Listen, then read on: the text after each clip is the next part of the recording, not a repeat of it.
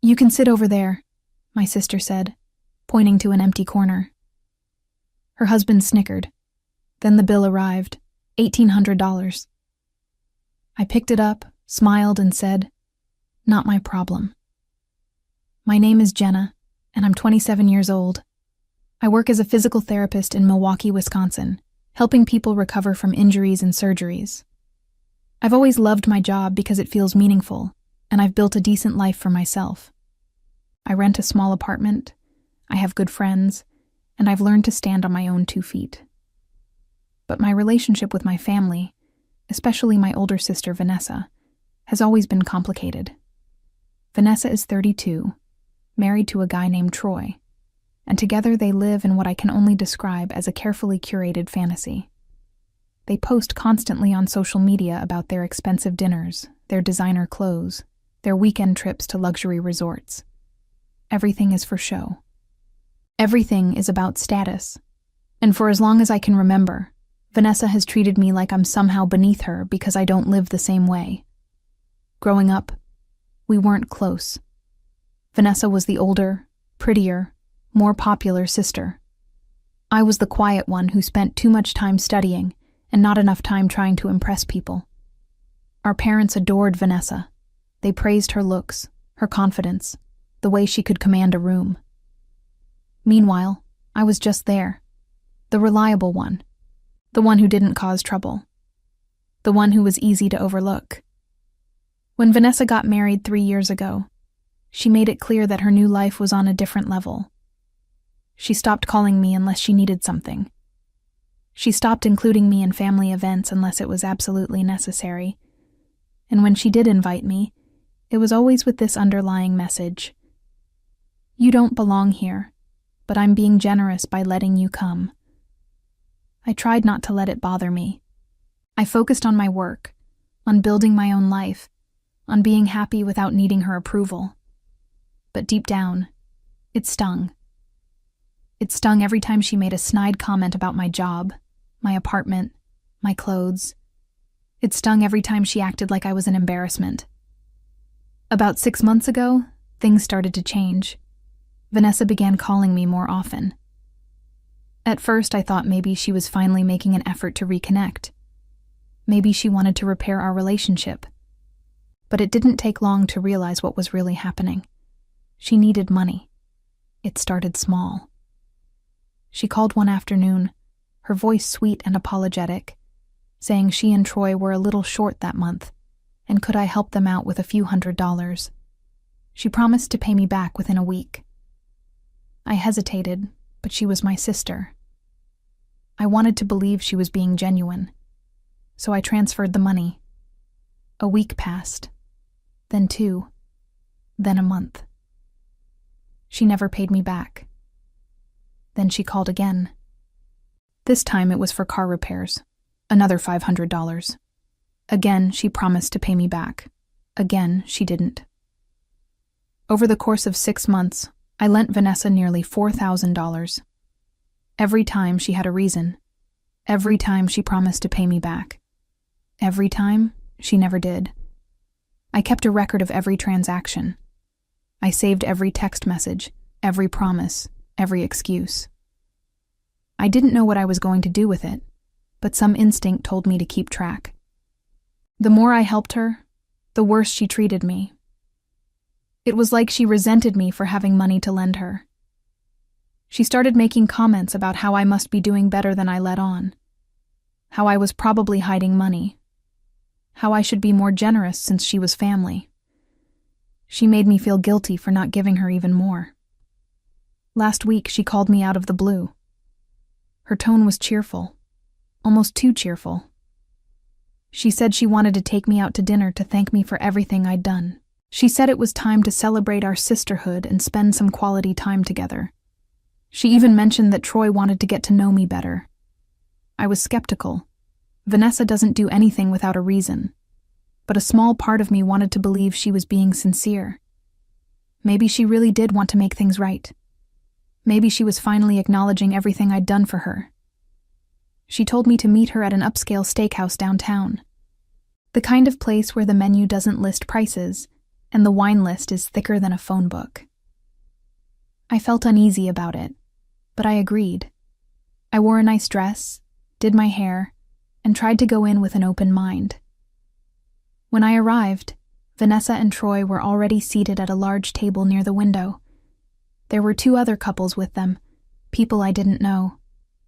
Vanessa waved me over with a big smile, but as I approached, I noticed something off. The table was full.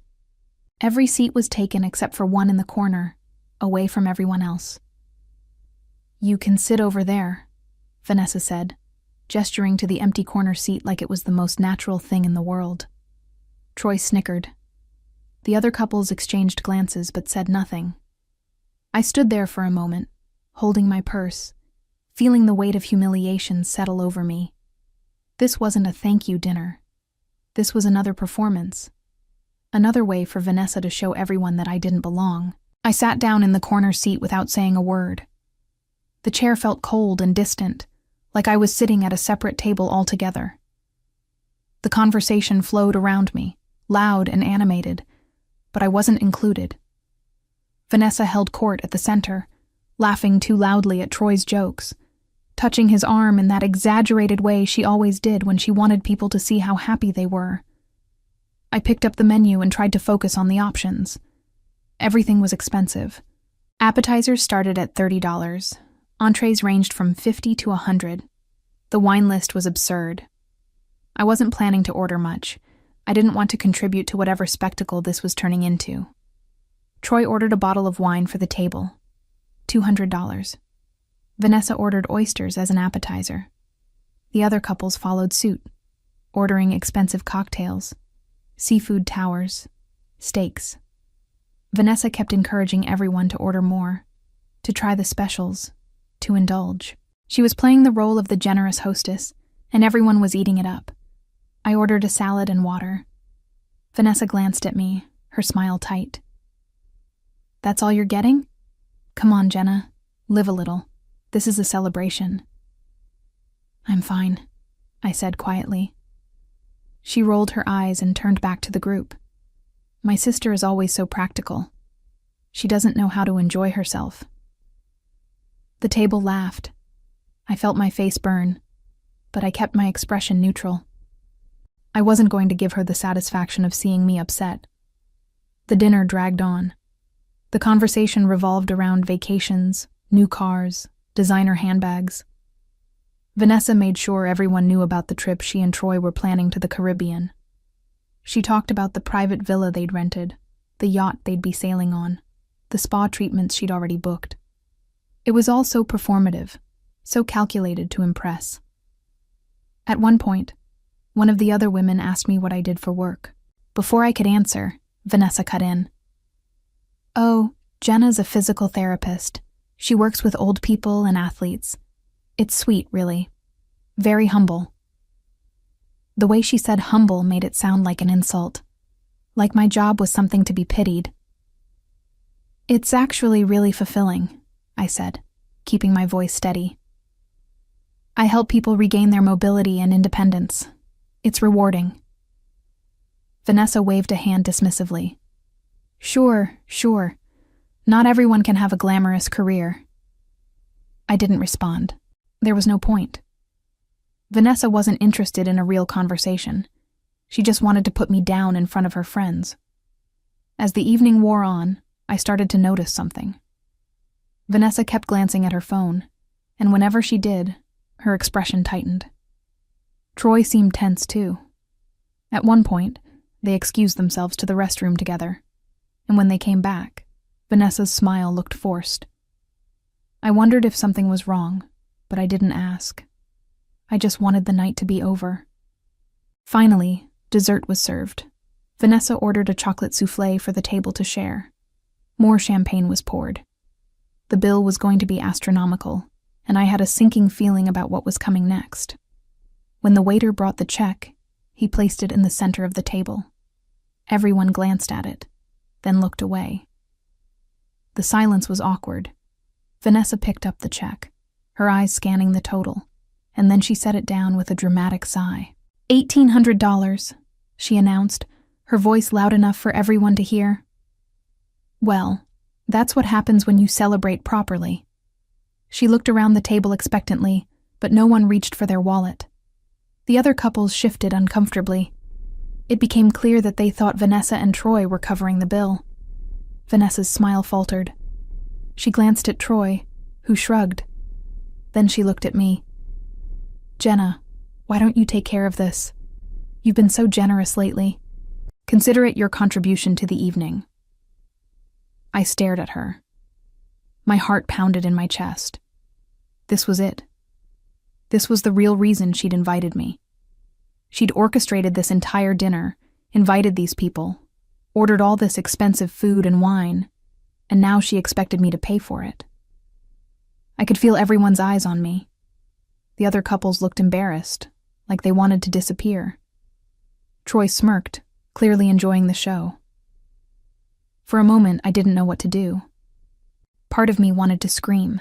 Part of me wanted to storm out. But then something else took over. A cold, calm clarity. I picked up the check. I looked at the total. $1,800. Then I looked at Vanessa, and I smiled.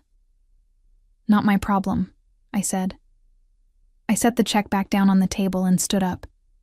I grabbed my purse and walked toward the exit. Behind me, I heard Vanessa's voice rise in panic. Jenna, get back here. You can't just leave." But I kept walking. I didn't look back. I didn't hesitate.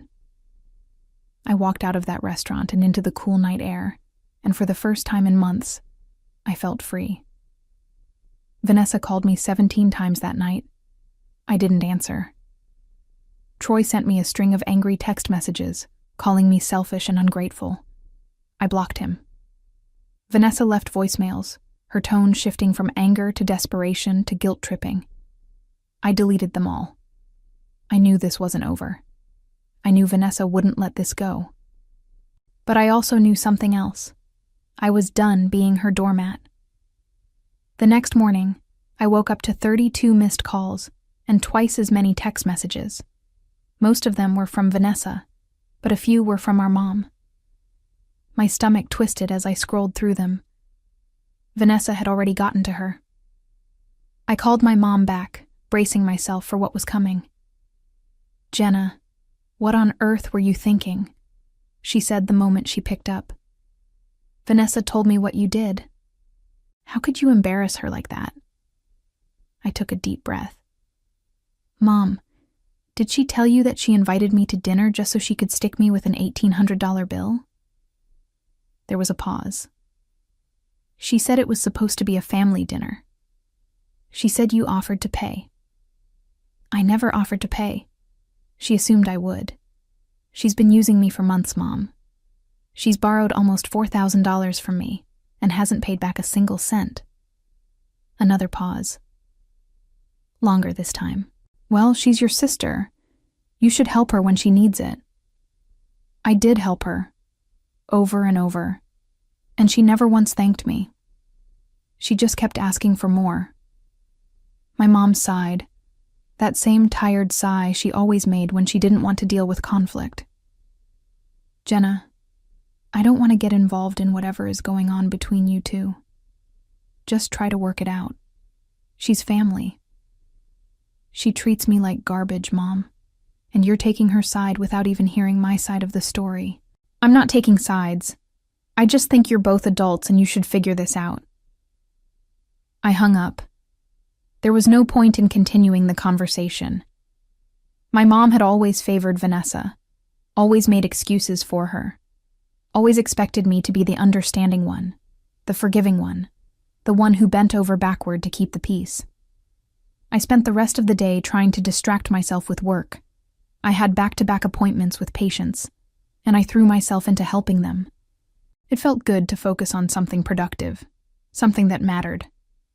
But in the back of my mind, I kept replaying the dinner, the humiliation, the manipulation, the assumption that I would just roll over and do whatever Vanessa wanted. That evening, I got a text from Vanessa. It was different from her previous messages. Less angry, more calculated. Jenna, I'm sorry about last night. I didn't mean for things to get so out of hand. Can we talk? I really need to explain something to you. I stared at the message. Part of me wanted to ignore it. Part of me wanted to tell her to leave me alone. But another part of me was curious. What could she possibly say to justify what she'd done? I texted back. Fine. Coffee tomorrow, noon, the place on 5th Street. She responded immediately. Thank you. I'll be there. The next day, I arrived at the coffee shop 15 minutes early. I ordered a black coffee and sat in a corner booth, watching the door. Vanessa arrived right on time, dressed in one of her designer outfits, her makeup perfect. She spotted me and walked over, her expression carefully neutral. Hi, she said, sliding into the seat across from me. Hi. She ordered a latte from the waiter, then folded her hands on the table. I know you're mad at me. That's an understatement. She sighed. Look, I'm sorry, okay? I didn't mean for things to go the way they did. I just thought it would be nice to have everyone together, and things got expensive, and I panicked. You didn't panic. You planned this. You invited all those people. You ordered the most expensive things on the menu, and then you tried to dump the bill on me. I was hoping you'd help out. You've been so generous, and I thought... You thought what? That I'd just keep giving you money forever? That I wouldn't notice you never pay me back? Her jaw tightened. I've been planning to pay you back. Things have just been tight. Tight? You're planning a trip to the Caribbean. You just bought a new handbag that costs more than my rent. Don't lie to me, Vanessa. She looked away, her fingers tapping nervously on the table. Fine. You want the truth? Troy and I are broke. We're drowning in debt. We've been living off credit cards for the past year, and we're maxed out. We can't keep up with the payments.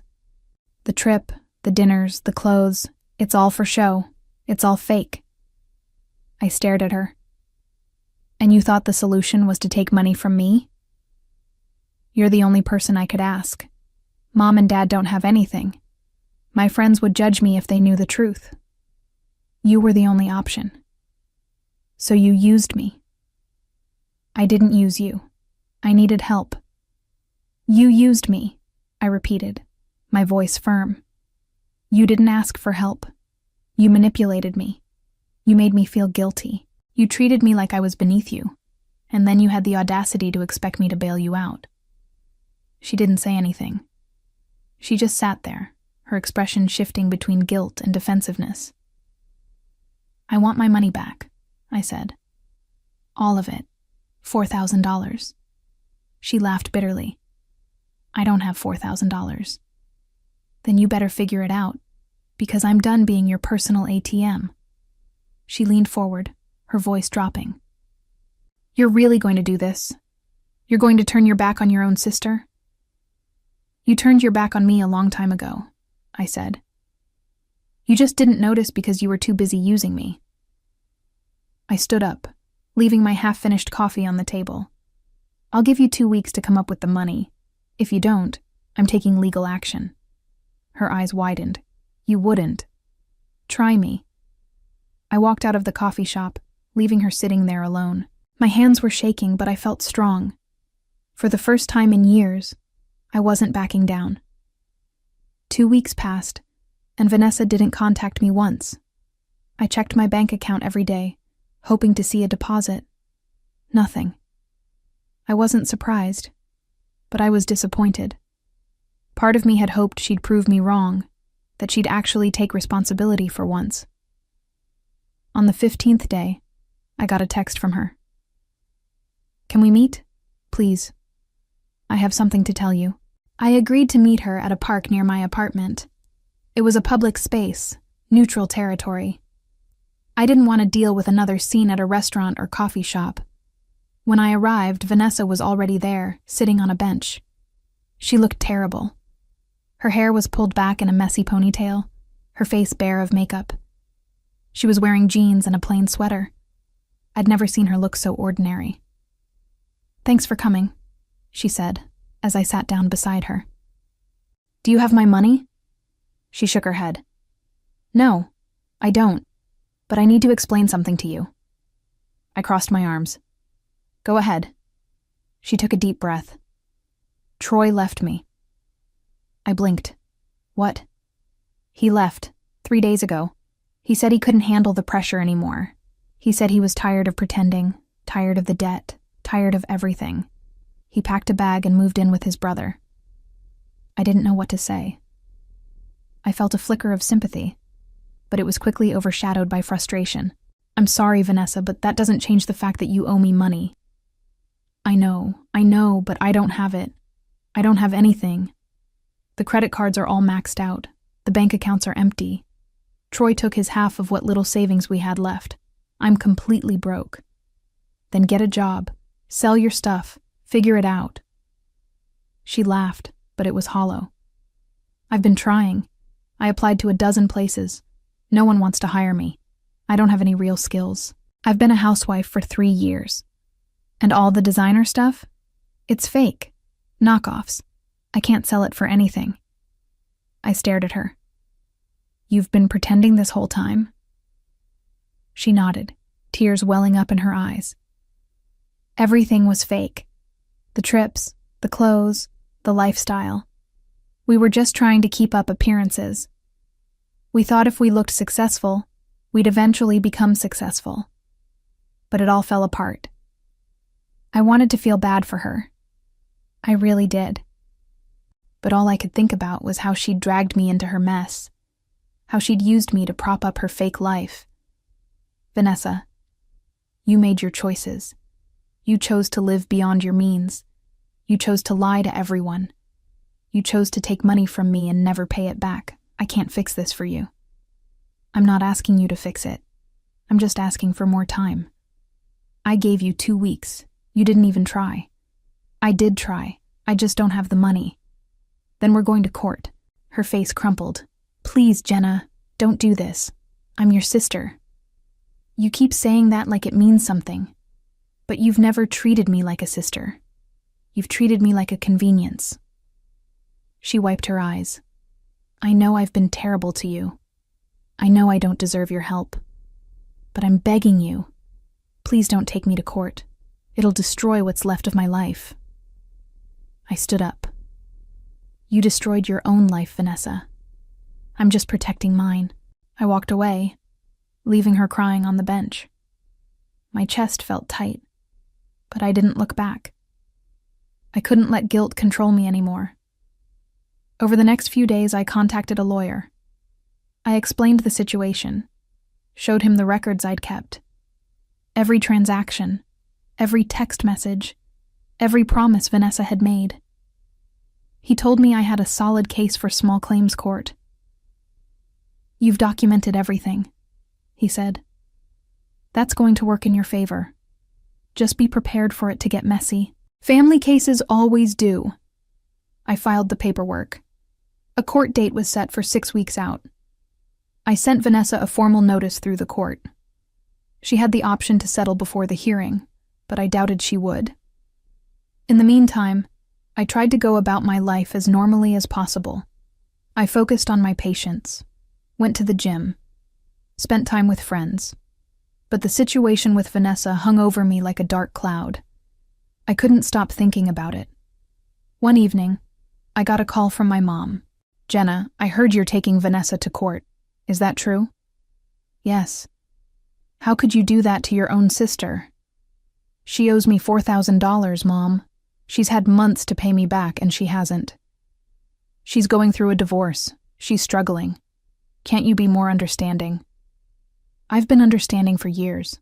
I'm done. You're being selfish. That word hit me like a slap. Selfish? I lent her thousands of dollars. I helped her over and over, and she never once thanked me. She never once treated me with respect. How am I the selfish one? Because family is supposed to help each other. Then where was she when I needed help? Where was she when I was struggling to pay rent last year? Where was she when I asked her to help me move? She was nowhere.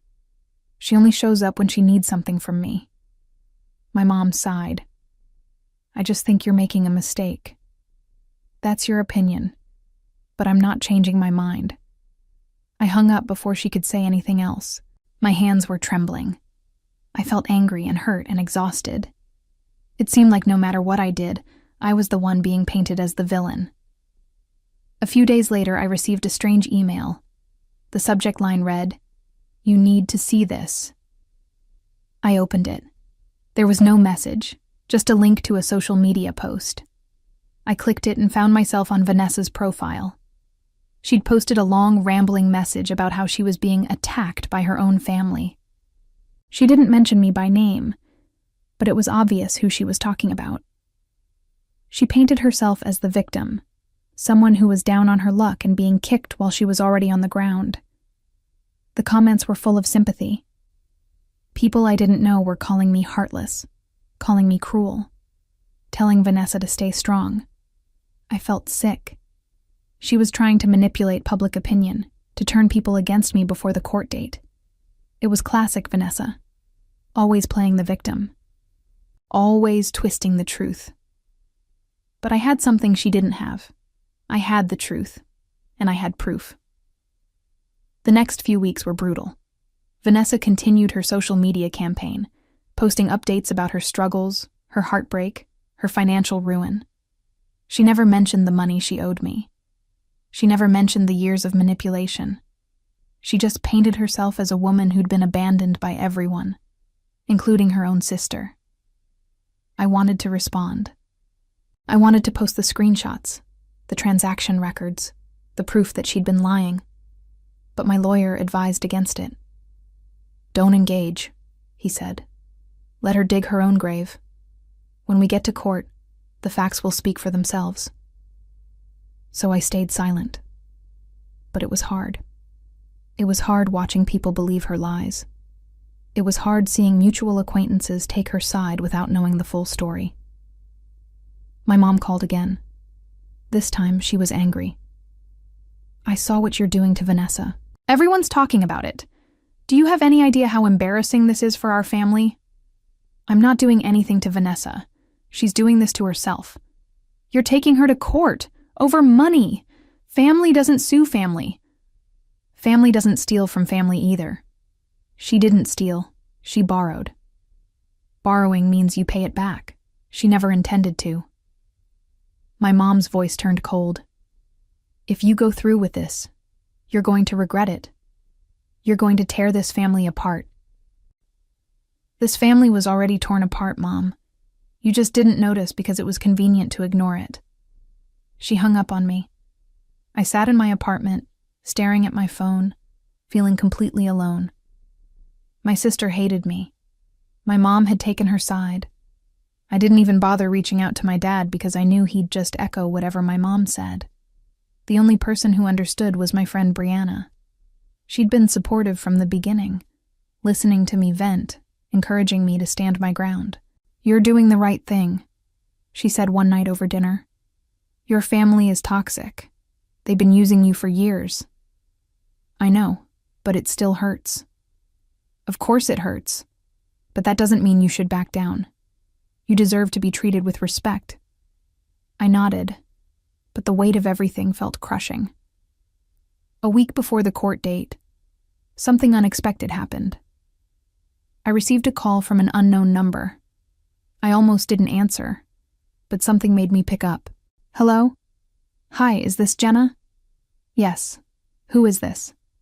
"My name is Claire. I'm Troy's sister." I froze. Troy's sister. "Yeah. Look, I know this is weird, but I need to talk to you. It's about Vanessa." "What about her?" "Can we meet? I don't want to do this over the phone." I agreed, more out of curiosity than anything else. We met at a quiet diner the next afternoon. Claire was a few years older than Troy, with a no-nonsense demeanor. She sat down across from me and got straight to the point. "I heard about the lawsuit," she said. "Troy told me about it, and I think you should know something." "What?"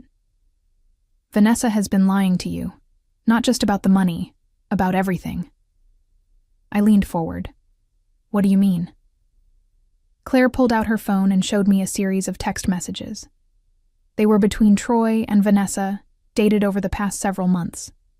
The messages revealed a pattern of planning, scheming, and manipulation. They'd deliberately targeted me, knowing I had savings. They'd crafted a strategy to borrow as much as they could, with no intention of paying it back.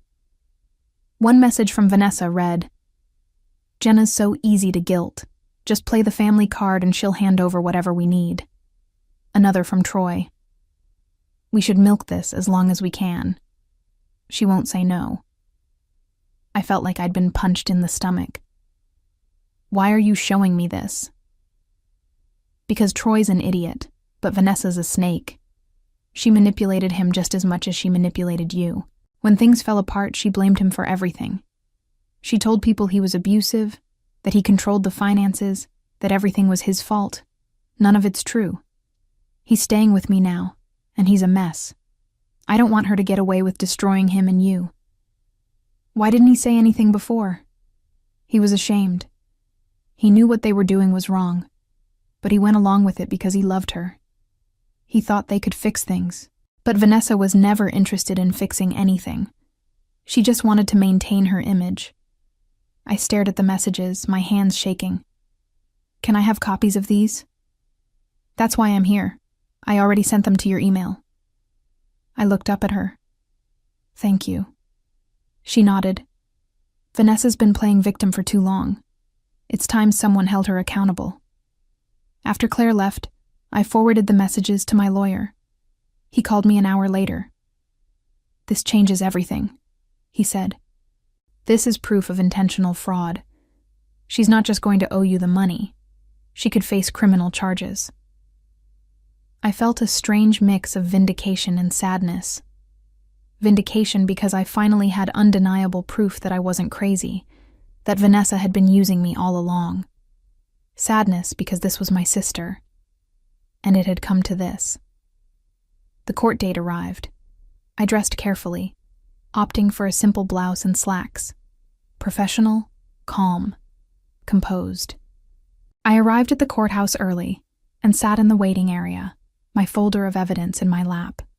Vanessa showed up 10 minutes late, wearing one of her nicer outfits. She looked nervous. When she saw me, she quickly looked away. We were called into the courtroom. The judge, a middle-aged woman with sharp eyes, reviewed the case summary and asked us to present our sides. I went first, laying out the timeline of loans, the promises, the lack of repayment. I showed the transaction records, the text messages, the emails. My lawyer presented everything methodically, clearly, factually. Then it was Vanessa's turn. She started with a sob story, talking about her divorce, her struggles, her financial ruin. She tried to paint me as heartless, as someone who was kicking her while she was down. But then my lawyer presented the messages from Claire, the ones showing the deliberate planning, the manipulation, the intent to deceive. The judge's expression hardened as she read them. Vanessa's face went pale. She tried to stammer an explanation, but the judge cut her off. "This is clear evidence of fraud," the judge said. "Not only will you repay the full amount, but you'll also be subject to penalties. I'm ruling in favor of the plaintiff." Vanessa's lawyer whispered something to her, and she slumped in her chair. The judge ordered Vanessa to repay me in full within 90 days, with interest and court costs. If she failed, her wages would be garnished and additional legal action would follow. Walking out of the courthouse, I felt lighter than I had in months. The weight of uncertainty, of constant manipulation, of always being the one who had to bend, it was finally gone. I'd won. Not just the case, but something bigger. I'd stood up for myself against someone who'd spent years making me feel small. Vanessa didn't look at me as we left.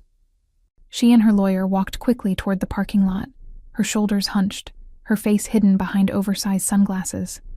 I didn't try to talk to her. There was nothing left to say. My lawyer shook my hand outside the courthouse. "Congratulations. You handled that with a lot of grace." "Thank you for everything," I said. "I couldn't have done this without you. You did the hard part. You kept records, you stayed calm, and you didn't let anyone bully you into backing down. That takes real strength." I drove home in a daze, my mind replaying the judge's words over and over. It was real. It was done. Vanessa would have to pay me back, and if she didn't, there would be consequences that had nothing to do with me. The court would handle it. When I got home, I called Brianna. "I won," I said as soon as she picked up. "I knew you would. How do you feel?" "Relieved, exhausted. Kind of sad, honestly." "Sad?" "Yeah. I mean, I'm glad I stood up for myself, but it's still my sister. I wish things had been different." "I know. But you can't control other people's choices. You can only control your own. And you made the right choice." We talked for a while longer, and by the time I hung up, I felt a little better. Brianna was right. I'd done what I needed to do. I'd protected myself. That wasn't something to feel guilty about. Over the next few days, word spread about the lawsuit. My mom called, furious. "How could you humiliate Vanessa like that? In court? In front of a judge?"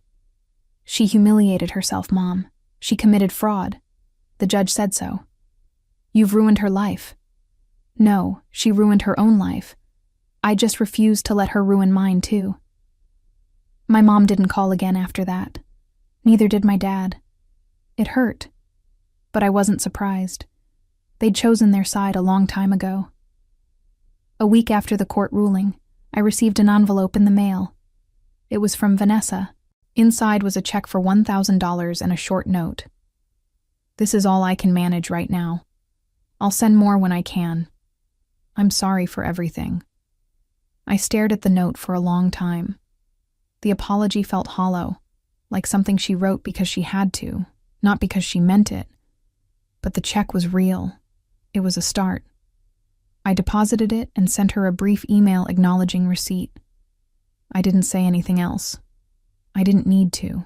Another 2 weeks passed, and I started to notice changes in my life.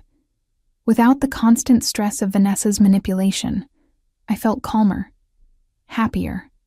I had more energy to focus on my work, my friends, my hobbies.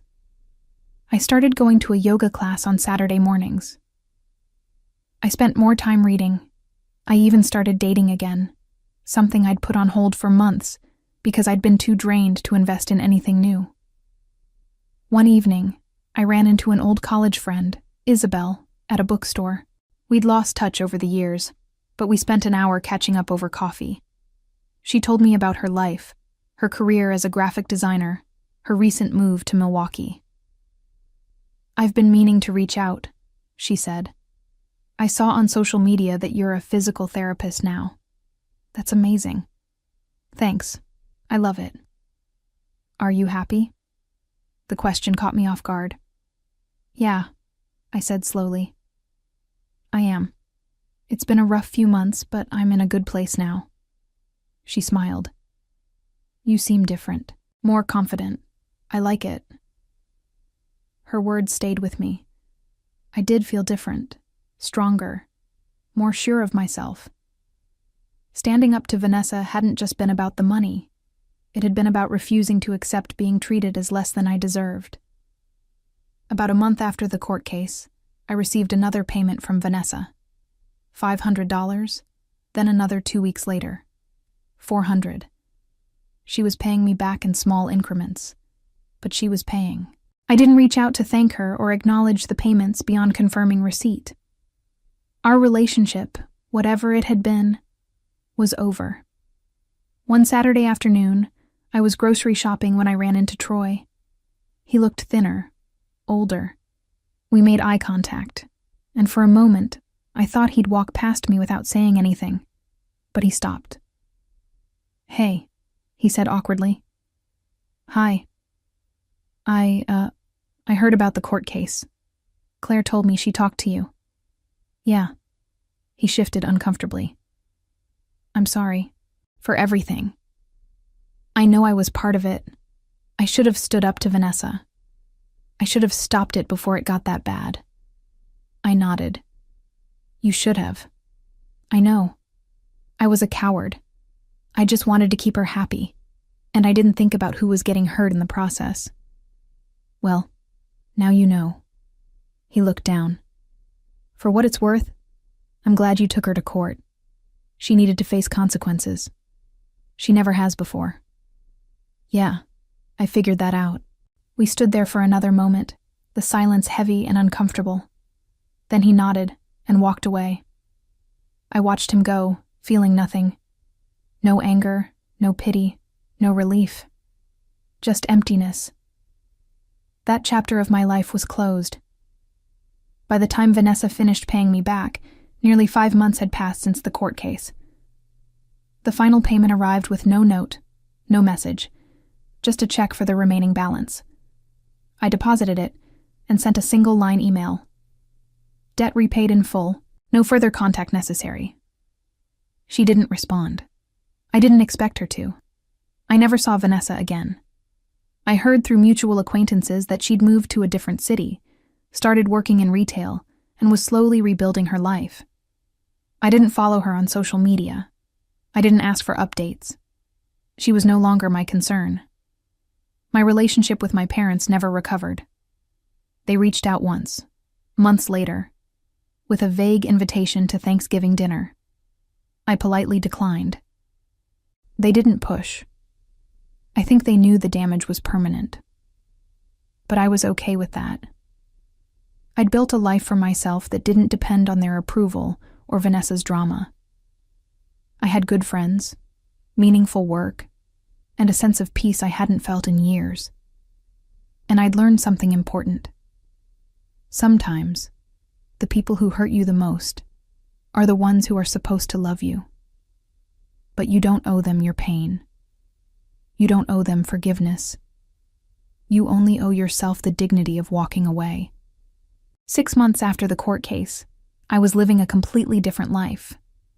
I'd moved to a nicer apartment closer to work, a bright 1-bedroom with large windows that let in plenty of natural light. I'd decorated it exactly how I wanted, with plants on every windowsill and artwork I'd chosen myself. It felt like mine in a way my old place never had. My career was thriving too. I'd been promoted to senior physical therapist at my clinic, which came with a raise and more responsibility. I was supervising newer therapists, helping design treatment programs, and working with some of our most challenging cases. The work was demanding, but it was fulfilling in ways I'd never experienced before. I'd also started teaching a weekend workshop for aspiring physical therapists at a local community college. Standing in front of a classroom, sharing my knowledge and passion for the field, felt incredible. The students were eager and grateful, and I loved being able to guide them. My personal life had improved too.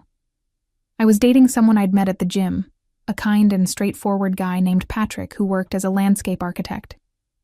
We'd been seeing each other for 3 months, taking things slow, and I appreciated how easy it felt. No games, no manipulation, no drama. Just 2 people enjoying each other's company.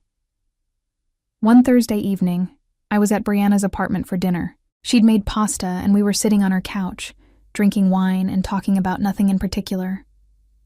She knew about everything that had happened with Vanessa, and she'd been my rock through all of it. "You seem really happy," she said, studying my face.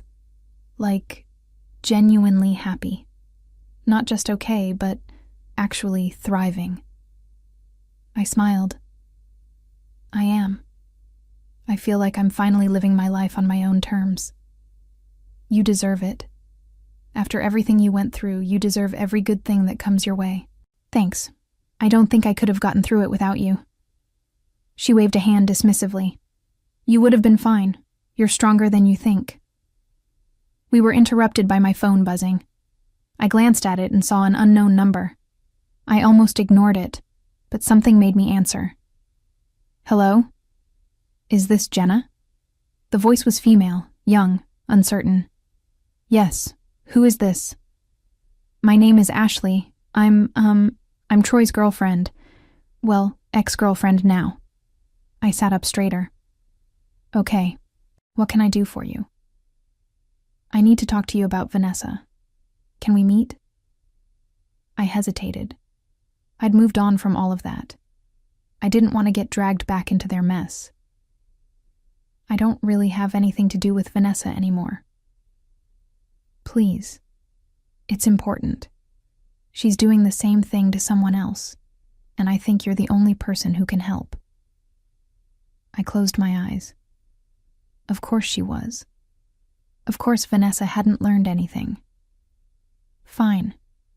When and where? We agreed to meet the next day at a coffee shop.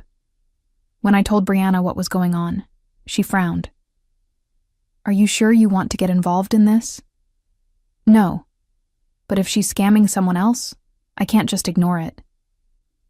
You don't owe anyone anything, Jenna. You've already dealt with enough. I know. But if I can prevent someone from going through what I went through, I should at least try. The next afternoon, I met Ashley at the coffee shop. She was in her mid-20s, with nervous energy and tired eyes. She ordered a tea but barely touched it. Thank you for meeting me, she said. I know this is weird. It's fine. Tell me what's going on. She took a deep breath. I dated Troy for about 4 months. We met at his gym, and things moved pretty fast. He seemed great at first, but then he started asking me for money. Small amounts at first, then bigger. He said he was between jobs, that he needed help with rent, that his family was going through a tough time. How much did you give him? Almost $3,000. I felt a familiar anger rising in my chest. Let me guess. He promised to pay you back and never did. Exactly. And when I finally confronted him about it, he got defensive and broke up with me. But here's the thing. I did some digging. I found out he's been seeing someone else. A woman named Vanessa. My stomach dropped. They're back together? Apparently. And from what I can tell, they're running the same scam on other people. I found a woman on social media who posted about lending money to Vanessa for a family emergency and never getting it back. There might be others. I leaned back in my chair, processing this. Why are you telling me this? Because Troy's sister Claire told me about you, about what you did, about how you took Vanessa to court and won. She said you were the only person who'd ever stood up to her. What do you want me to do? Help me figure out how to stop them. I can't afford a lawyer, and I don't know what to do. But if we can find other people they've scammed, maybe we can build a case together.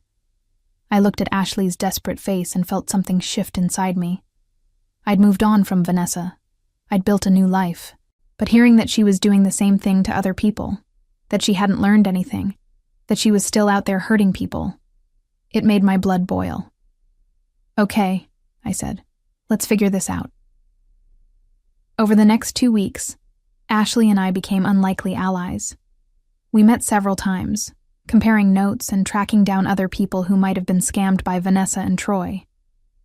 Ashley had found 3 other women through social media, all with similar stories. Vanessa had befriended them, built trust, and then asked for loans that were never repaid. One was a coworker of Vanessa's from her new retail job. She'd lent Vanessa $1,200 for car repairs. Another was a woman from Vanessa's gym who'd given her $800 for medical bills. The third was a former neighbor who'd been asked for $2,000 for an emergency vet bill for a dog Vanessa claimed to have. When we contacted these women and explained what we were doing, they were all eager to help. They'd been too embarrassed to pursue legal action on their own, assuming they'd just been foolish. But knowing they weren't alone changed everything. We compiled all the evidence, transaction records, text messages, promises of repayment, excuses. The pattern was identical to what Vanessa had done to me. She found vulnerable people, gained their trust, and exploited their kindness. Ashley and I met with my lawyer, bringing all 4 women with us. He reviewed everything carefully. This is a clear pattern of fraud, he said. With multiple victims, this goes beyond small claims. This is criminal fraud. You could file a police report. Will they actually do anything? One of the women asked. With this much evidence and this many victims, yes. they'll investigate. And if they find enough to press charges, Vanessa and Troy could face serious consequences. We filed a report that week. The detective assigned to the case, a woman named Officer Hernandez, took us seriously. She reviewed our evidence, interviewed each victim separately, and assured us she'd follow up. Cases like this take time, she warned us. But you've done excellent work documenting everything. That's going to make our job much easier. While we waited for the investigation to progress, something unexpected happened. Vanessa called me. I stared at my phone, debating whether to answer. I hadn't spoken to her since the court case ended, but curiosity got the better of me. Hello? Jenna. Her voice was tight, strained. We need to talk. We don't need to do anything. Please, I know you're behind this. I know you've been talking to people, spreading lies about me. I haven't spread any lies. I've told the truth. You're ruining my life. I've finally gotten back on my feet, and now you're trying to destroy me again. I'm not trying to destroy you. You destroyed yourself. You just won't stop hurting people. Those women are lying. They're exaggerating. It wasn't like that. Vanessa, there are 4 different women with the exact same story. All of them have proof. You can't lie your way out of this. There was silence on the other end. Then her voice changed, became pleading. Jenna, please. If this goes any further, I could go to jail. Is that what you want? You want your own sister in jail? You're not my sister. You stopped being my sister a long time ago. How can you say that? After everything? After everything? After everything you put me through? After all the times you used me, humiliated me, made me feel worthless? You don't get to play the family card now. I made mistakes. I know that. But I'm trying to change. By scamming more people? That's not change, Vanessa. That's just more of the same. I needed the money. I was desperate. You're always desperate. You're always the victim, but you never take responsibility for anything you do. She was crying now, but I felt nothing. No sympathy, no guilt, no sadness. Just a cold certainty that I was doing the right thing. Please, Jenna, I'm begging you. Tell them to drop it. Tell them it was all a misunderstanding. I'll pay everyone back. I promise. Your promises don't mean anything. They never did. What do you want from me? What do I have to do? Nothing. There's nothing you can do. You made your choices, and now you have to live with the consequences. I hung up before she could say anything else. My hands were shaking, but I felt powerful. For years, Vanessa had controlled our relationship. She'd controlled when we spoke, what we talked about, how I was supposed to feel, but not anymore. 2 weeks later, Officer Hernandez called to tell us that charges were being filed against both Vanessa and Troy. The district attorney's office had reviewed the evidence and determined there was enough to prosecute. It's going to trial, she said. And with the evidence you've provided, I think you have a strong case. Ashley and I met with the other women to share the news. There was relief on their faces, mixed with anxiety about what came next. Thank you, one of them said to me. I never would have had the courage to do this on my own. You didn't need courage, I told her. You just needed someone to tell you that you weren't crazy, that what happened to you wasn't okay. She smiled, tears in her eyes. Well, thank you for being that person. The trial took place 4 months later. I attended as a witness, along with the other victims. The courtroom was smaller than I expected, but the atmosphere was heavy with tension. Vanessa and Troy sat at the defense table, both looking diminished. Vanessa wore a conservative dress and minimal makeup, clearly trying to appear sympathetic. Troy stared at his hands. The prosecution laid out the case methodically. They presented our evidence, the text messages, the transaction records, the repeated pattern of behavior. They called each victim to the stand to tell their story. When it was my turn, I spoke clearly and calmly, describing what Vanessa had done to me and how discovering she was doing it to others had prompted me to act. Vanessa's lawyer tried to paint us as vindictive, as people with personal grudges trying to destroy an innocent woman, but the evidence was overwhelming. The jury deliberated for less than 3 hours before returning with a guilty verdict on multiple counts of fraud. The judge scheduled sentencing for 2 weeks later. When that day came, Vanessa was given 18 months in prison, with the possibility of parole after 12 months. Troy received 15 months. They were also ordered to pay full restitution to all victims, with interest. As the bailiff led them away, Vanessa looked back at me. Her face was a mixture of anger and desperation, but I met her gaze without flinching. I felt no triumph, no joy, no vindication, just a quiet sense of closure. Outside the courthouse, the other women and I stood together in the afternoon sun. Ashley hugged me. "We did it," she said. "We actually did it." "You did it," I corrected. "You were brave enough to reach out. You started all of this. But you showed me it was possible. You showed all of us." We exchanged contact information and promised to stay in touch. As we went our separate ways, I felt lighter than I had in years. Not because Vanessa was going to prison, but because justice had actually been served. Because people who'd been hurt had been heard. Life moved forward. Patrick and I grew closer, and after a year of dating, we moved in together. It was a big step, but it felt right. He understood my need for independence, my wariness about family, my determination to build something different. My career continued to flourish. I was offered a position as director of rehabilitation services at a larger hospital, which I accepted. The new role was challenging and rewarding, allowing me to shape programs and mentor dozens of therapists. I didn't hear from Vanessa again, but I heard about her. She served her full 12 months before being released on parole. From what I understood, she moved to another state to start over. Troy did the same. I hoped they'd learned something, but I doubted it. Some people never change. My parents reached out once after the trial, a brief email expressing disappointment in how everything had unfolded. They didn't apologize. They didn't acknowledge their role in enabling Vanessa for so many years. They just said they hoped someday we could all move past this. I never responded, but I did rebuild relationships with other family members. My aunt on my dad's side reached out after hearing about the trial. She apologized for not seeing what was happening when we were younger, for not intervening.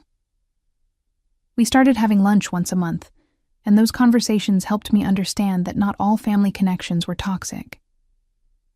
2 years after Vanessa's sentencing, I was at a physical therapy conference in Chicago when I ran into Claire, Troy's sister. We recognized each other immediately. "Jenna," she said, surprised.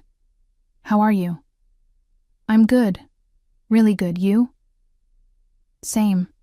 I'm glad I ran into you. I wanted to thank you." "For what?" "For doing what needed to be done. Troy needed to face consequences. It was the only way he was ever going to change. He's actually doing okay now. He got a job in construction. He's paying back his debts. He's finally taking responsibility. I'm glad to hear that. And I wanted to apologize. For my family's part in all of it, I should have stepped in sooner. You did what you could when it mattered. That's what counts." We talked for a few more minutes before parting ways. It was a strange encounter, but not an unpleasant one. Looking back on everything, I sometimes wondered if I could have handled things differently. If I could have set boundaries earlier, walked away sooner, avoided the whole mess. But I realized that wasn't the point. The point was that I'd finally stood up for myself. I'd refused to be used anymore. And in doing so, I'd helped other people do the same. Vanessa served her time and faded into obscurity, reportedly working low-wage jobs and struggling to rebuild any semblance of the life she'd once pretended to have. Troy followed a similar path, and they never reconnected. The restitution payments came sporadically, but they came. The other women moved on with their lives, stronger for having stood up for themselves. As for me, I learned that revenge isn't about destruction. It's about refusing to be destroyed. It's about drawing a line and saying, "No more. And sometimes, the sweetest revenge is simply living well, surrounded by people who value you, doing work that matters, and never again letting anyone make you feel small.